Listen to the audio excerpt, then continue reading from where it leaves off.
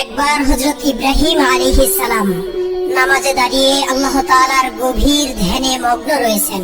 এমন সময় তার মন ছুটে গেল আজ থেকে বহুদিন পূর্বে সেই সুদূর মক্কার মরুবিয়াবনে নির্বাসন দেওয়া তার প্রাণপ্রিয় স্ত্রী হাজেরা ও কলিজার ধন সন্তান ইসমাইলের দিকে। তিনি নামাজে থাকা অবস্থাতেই চিন্তা করতে লাগলেন, হায়, আজ কতদিন হলো প্রাণের প্রিয় সন্তান ইসমাইলকে দেখি না।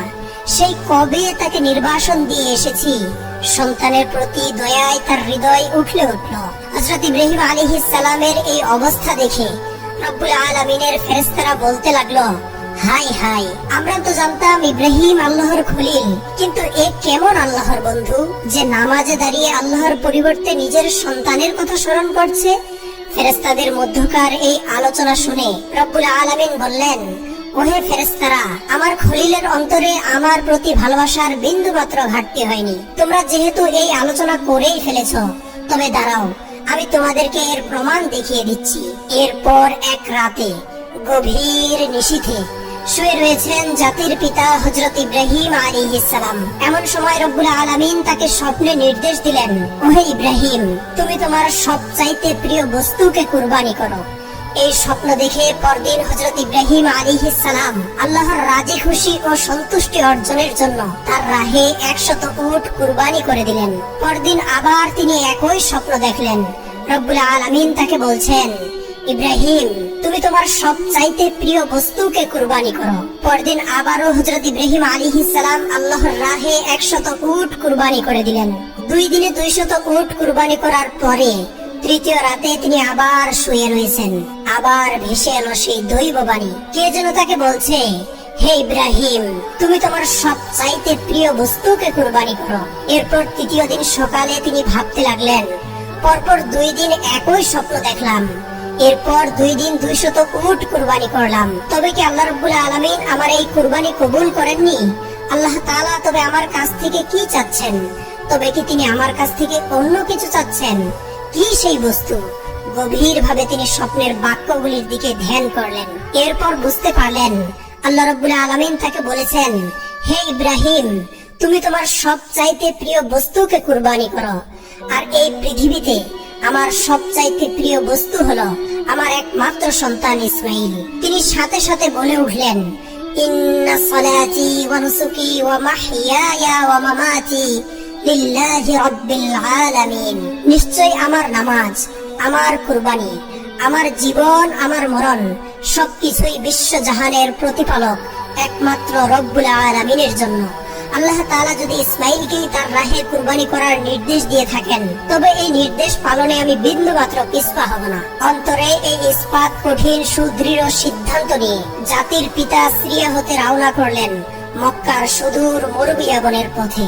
দীর্ঘ 9টি বছর আগে তাদেরকে তিনি এই স্থানে নির্বাসন দিয়ে এসেছিলেন। আজ দীর্ঘ 9টি বছর পর পিতা হয়ে আবার যখন তিনি সন্তানের কাছে ফিরে যাচ্ছেন, তখন তার অন্তরে রয়েছে, আমি আমার সন্তানটিকে আল্লাহর রাজি খুশি ও সন্তুষ্টির জন্য তার রাহে কুরবানি করব। কি এক কঠিন পরীক্ষা আমাদের জাতির পিতার জন্য। আর তার অন্তরে কি সীমাহীন আল্লাহ ভক্তি না বিদ্যমান। দীর্ঘ পথ পাড়ি দিয়ে তিনি পৌঁছালেন মক্কার আবে জমজমের কাছে, নির্বাসিত স্ত্রী ও পুত্রের নিকটে।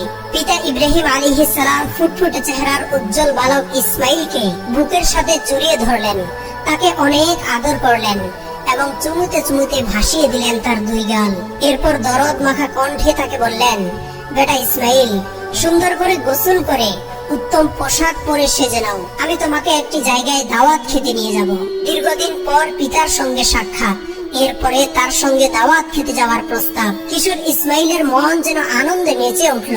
তিনি তার আম্মি হযরত হাজেরার কাছে গিয়ে বললেন, আম্মি, জলদি আমাকে গোসল করে সাজিয়ে দাও, আব্বাজান আমাকে নিয়ে একটি স্থানে দাওয়াত খেতে যাবেন, আমার যে আর তর সইছে না। বিবি হাজেরা হযরত ইসমাইল আলাইহিস সালামের মুখ থেকে এই কথা শ্রবণ করে ইব্রাহিম আলাইহিস সালামের কাছে গিয়ে বললেন, ওহে প্রাণের স্বামী, আমি শুনলাম আপনি নাকি ইসমাইলকে নিয়ে দাওয়াতে যাবেন। ইব্রাহিম আলাইহিস সালাম বললেন, ওগো হাজেরা, তুমি ঠিকই শুনেছ, ইসমাইলকে উত্তম রূপে গোসল করিয়ে সুন্দর পোশাকে সাজিয়ে দাও, আমি তাকে নিয়ে এক স্থানে দাওয়াত খেতে যাব। এরপর বিবি হাজরা প্রিয় পুত্রকে সুন্দর করে গোসল করিয়ে উত্তম পোশাকে মনের মতো করে সজ্জিত করলেন। তার চুল আঁচড়ে দিলেন, মাথায় তেল লাগিয়ে দিলেন। অতঃপর প্রিয় পুত্রকে স্বামীর হাতে সমর্পণ করে বললেন, প্রিয় স্বামী, ওর এই বয়স পর্যন্ত আমি ওকে আমার চোখের আড়াল করিনি, কারো সাথে ওকে কোথাও পাঠাইনি। ওর জীবনে এই প্রথম বাইরে যাত্রা। আজই আমি তাকে আপনার সঙ্গে বাইরে পাঠাচ্ছি। আপনি ওকে আপনার কাছে ও চোখে চোখে রাখবেন। মনে রাখবেন, আপনি ওকে নিয়ে ফিরে না আসা পর্যন্ত আমার মন ও প্রাণ উদ্বিগ্ন থাকবে। আমি পথের দিকে চেয়েই সময় কাটাবো, আমার হয়তোবা খাওয়া দাওয়াও হবে না। হযরত ইব্রাহিম আলাইহিস সালাম বিবি হাজেরার এই কথা শুনে বুঝতে পারলেন মাতৃ অন্তরে তার সন্তানের প্রতি ভালোবাসার এক গভীর সমুদ্র বিদ্যমান। তার হৃদয়ে এই কথাগুলি বজ্রের মতো আঘাত করলেও আল্লাহর মহব্বতের তুফান দিয়ে তিনি তা চেপে রাখলেন। মনের অবস্থা কোনো ক্রমেই বিবি হাজেরাকে বুঝতে দিলেন না। বিবি হাজেরাকে আর একটি উত্তরও না দিয়ে বালক ইসমাইলকে নিয়ে তিনি মিনার পথ ধরলেন। হযরত ইব্রাহিম আলাইহিস সালাম পূর্বেই একখানা ধারালো ছুরি ও এক গাছি রশি নিজের জামার আস্তিরের নিচে লুকিয়ে রেখেছিলেন। তিনি রওনা দিলেন হযরত ইসমাইল আলাইহিস সালামকে নিয়ে চরম পরীক্ষায় উত্তীর্ণ হওয়ার জন্য। ইব্রাহিম আলাইহিস সালাম পুত্র ইসমাইলকে নিয়ে মিনা পাহাড়ের দিকে অগ্রসর হতে লাগলেন। আর অন্যদিকে পাপাত্তা ইবলিস, মানব জাতির চিরশত্রু, সে দেখলো যে হযরত ইব্রাহিম আলাইহিস সালাম ইমানের চরম পরীক্ষায় সাফল্যের দ্বার প্রান্তে পৌঁছে যাচ্ছেন।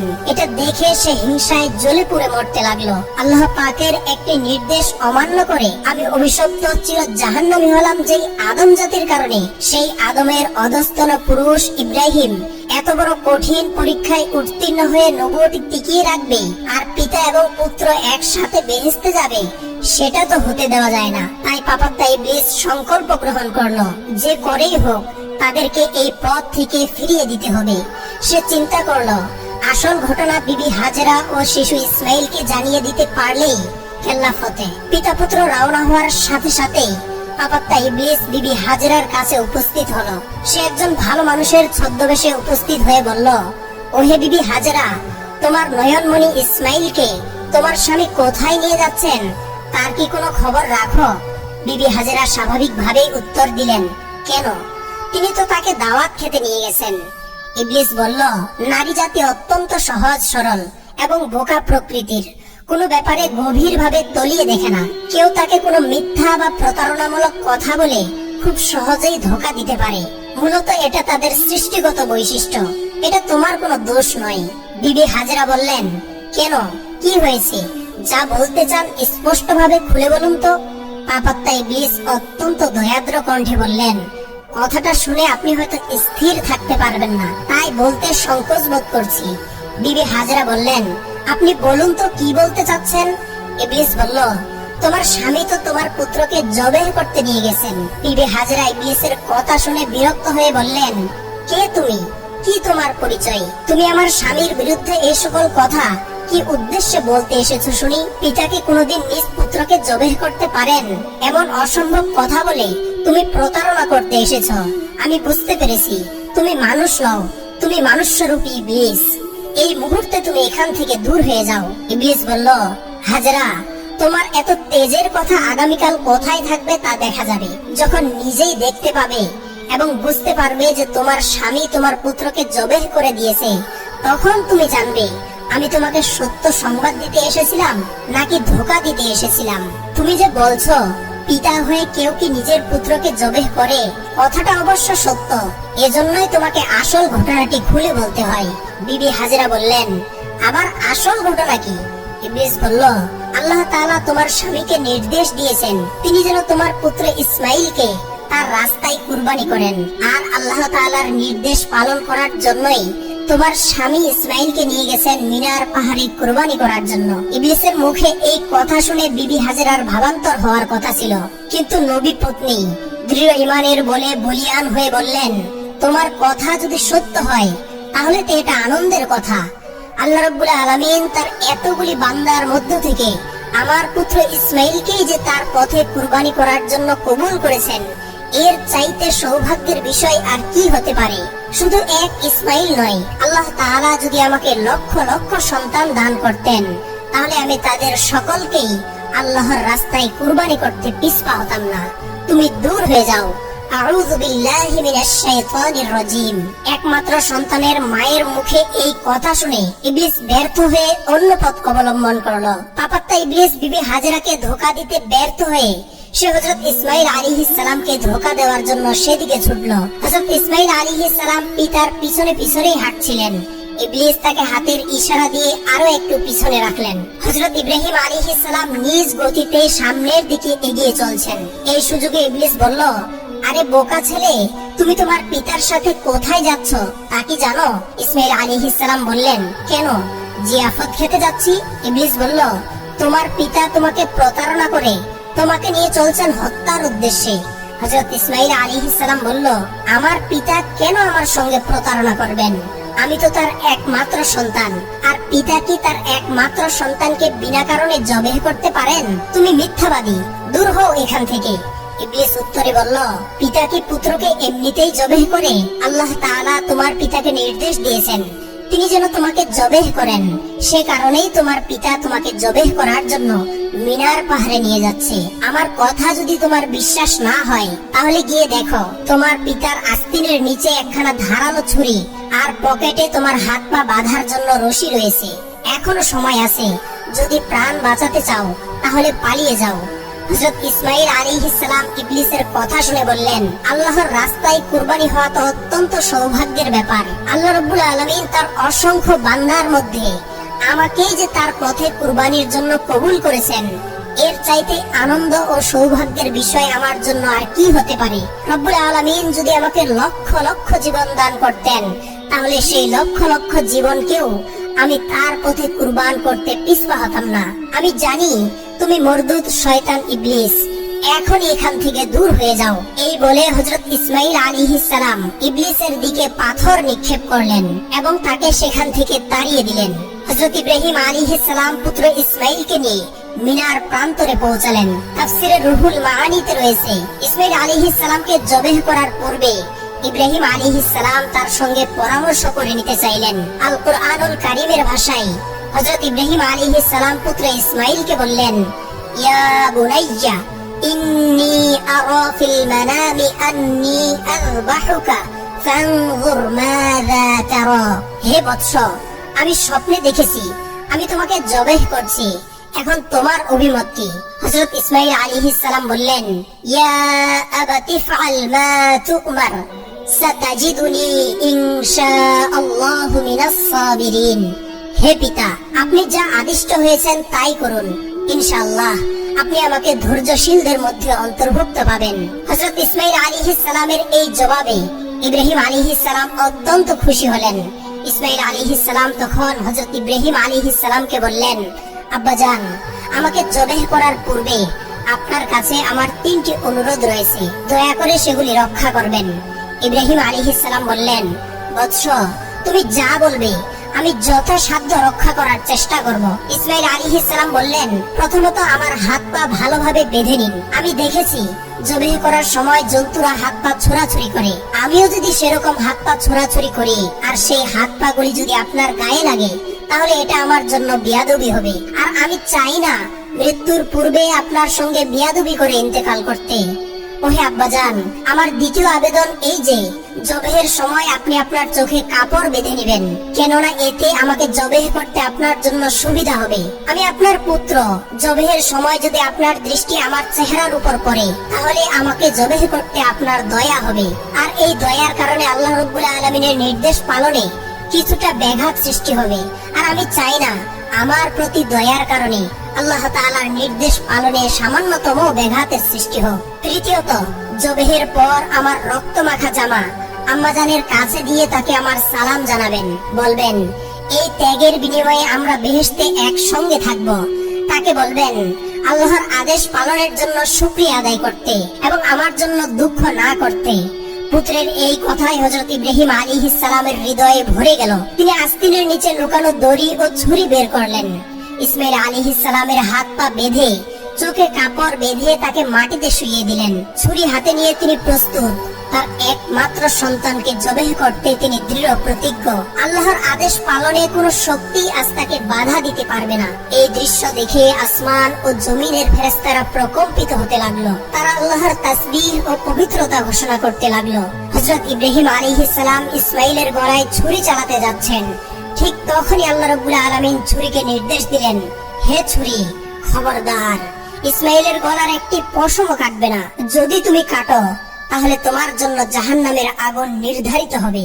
ইব্রাহিম আলাইহিস সালাম বিসমিল্লাহ বলে ছুরি চালালেন, কিন্তু ছুরি আল্লাহর নির্দেশ পেয়ে ইসমাইলের গলার একটি পশমও কাটলো না। তিনি বারবার চেষ্টা করলেন, কিন্তু কিছুতেই গলা কাটতে পারলেন না। ইসমাইল আলাইহিস সালাম বললেন, আব্বাজান, সম্ভবত আমার প্রতি স্নেহের কারণে আপনি জোরে ছুরি চালাতে পারছেন না।